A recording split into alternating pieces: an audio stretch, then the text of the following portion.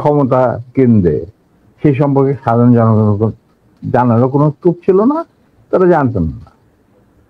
সেখানে তার অবস্থা ছিল নরবলে, কারণ ওখানে তিনি ডিভাইড এন্ড রুল নীতি প্রয়োগ করেছিলেন, যেটা খুবই মারাত্মক একটা হুমকি ছিল তার জন্য। তিনি হয়তো বুঝতে পারেন নাই।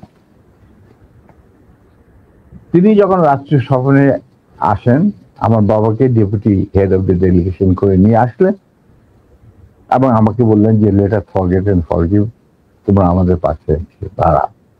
আমরা বললাম স্যার, এটা আপনার পক্ষে, আপনার বললেন আমি কৃতার্থ, কিন্তু আমার মনে হয় আমাদের পক্ষে সেটা সম্ভব। কারণ এর জন্য সম্ভব না, আপনি আমাদের সহকর্মীদের রক্তে যে রক্তক্ষরণ ঘটিয়েছেন, সেই রক্ত মারিয়ে আপনার পাশে যদি গিয়ে দাঁড়ায়, প্রথম গুলিটা আমাকেই যেতে হবে।